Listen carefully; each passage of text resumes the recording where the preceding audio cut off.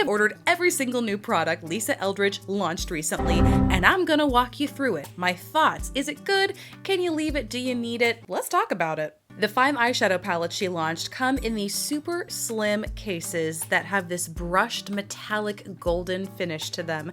You can pop out each of the individual shadows to replace them, mix and match them across multiple palettes if you have them, or if you use all of your shadow up, you can purchase individual replacements for these as well. In keeping with the aesthetic and the quality of all of her other pieces, this is like a vanity showpiece. You don't put this away in your makeup drawer where you can't see it. This lives on where everyone can see it. You can see it every day to remind yourself you are a glam queen who deserves this and so much more. At least is how I internalize that. No? Anyone else? The eyeshadow palette Vega is the one that I'm wearing on my eyes today, and it is full of cool and neutral taupes and grays with a hint of like a blue gray, a deep blue gray in there. Muse is super romantic with soft, muted, dusty roses and plums, while Myth is a bold purple lovers palette with a few soft lavender lilac-y grays in there. Cinnabar is a classic warm, earthy brown and copper tone palette. And Sorcery,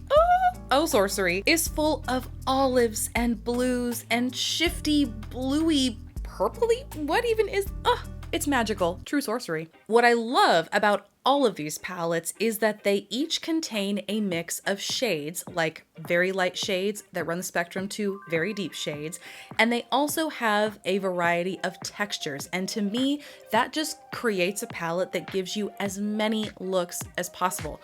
You can go all matte, you can go all shimmer, you can do everything in between, and when she throws in a multi-chromatic shadow in there, it just gives you that many more options. I really think these are such a thoughtful collection of shades in these palettes. However, the one palette I personally had some inconsistent experiences with when it comes to shadow quality was Vega.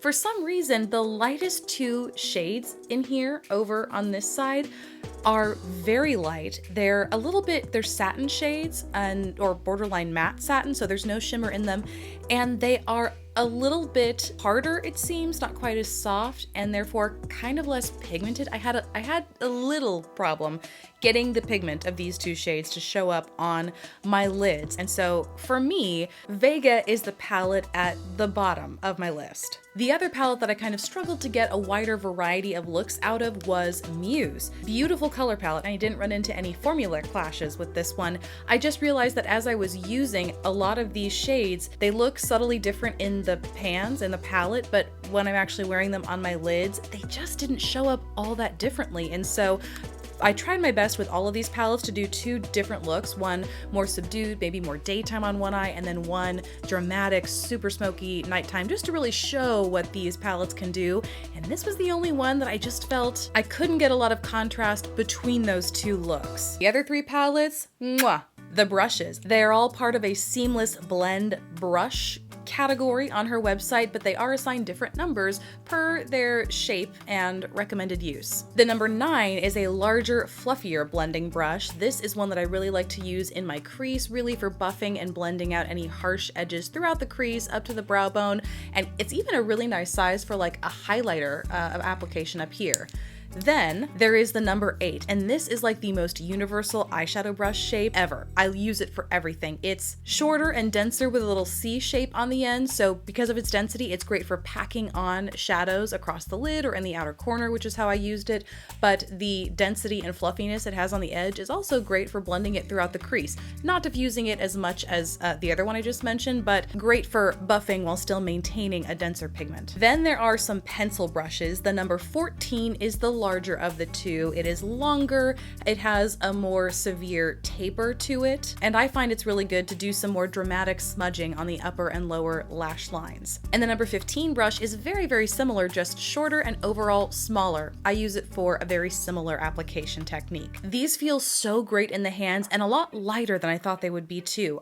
Like with her lipstick packaging and even her eyeshadow packaging, there is a more dense, heavier, really luxe sort of feel to everything, and so these were quite a bit lighter than I anticipated, but really lends itself to like quick mobility when you're really buffing and blending things out. I have washed them once, no shedding in the least. Very soft synthetic bristles that I notice are do a wonderful job at packing pigment, blending pigment, you name it, these do it. They're excellent brushes. The one thing that I will say though is I find the qualities of the two pencil brushes to be more unique than the other two brushes. These, while beautiful, I feel like I have some that do very similar things in my collection, whereas the pencil brushes, I personally think it is very hard to get a pencil brush that is this soft. So often they are short and they're domed, and especially if they're synthetic bristled, they're stiff and they're hard to like blend out because they're so stiff that it's kind of like dragging, I don't know, like a Sharpie felt tip kind of thing along your lash line. Some of the most delicate skin on your eyes, and it's like you're rubbing sandpaper on it, not blending eyeliner. And so these are so soft and so flexible that they don't even feel like your typical brush when you go and buff and blend everything in. So these, I think, are the real unique brushes to her collection. Not that the others aren't beautiful and functional, but you might already have some that function similarly in your collection, especially if you have a makeup collection, like many of us do, whereas these are truly unique and special against the brushes I already have. The 5 new Velvet Matte lipstick shades she launched are, unsurprisingly, gorgeous. The shade I am wearing today is, no, that's not right. This is not matte. This is not new. What's happening?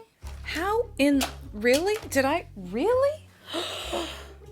I have lied to myself. I don't have all 5 lipsticks. I only have 4 of the new lipsticks, and apparently I've somehow an older lipstick, Spirited Away, which is not matte. It is kind of a satiny sort of rose tone. Beautiful, but not new. The matte velvet formula is one I am obsessed with. Velvet Ribbon, I have worn a lot. And so the one I was most excited to get my hands on was Velvet Duchess. This is almost like a deep berry red. I don't know, when she put this on in her video, I felt like I was seeing like a new shade of red or something. It does not disappoint. Second favorite shade is Velvet Sorcery because it is this beautiful, like grungy brown. She has another shade that is slightly lighter than this, similar sort of grayish brown shade. This is deeper, perfect for winter in my opinion. Absolutely love it. Velvet Enchantment is a super interesting shade to me because it, in some ways, it leans pink, and in others, it's like a brick. It's like orange, has an orange undertone to it. It's super interesting, very unique. Really love this shade as well. Oh, and Velvet Enchantment is actually also what I'm wearing on my cheeks today. And then Velvet Pompadour is this mid-tone, kind of a classic pink sort of color. I don't know what else to say about it besides that. Overall, I think this is a pretty incredible collection. The eyeshadows, despite the fact that not all of them worked for me and were my personal favorite, I think there's something here for everyone. And as usual, Lisa Eldridge, elegant, classic. Somehow I personally feel special having all of these on my vanity.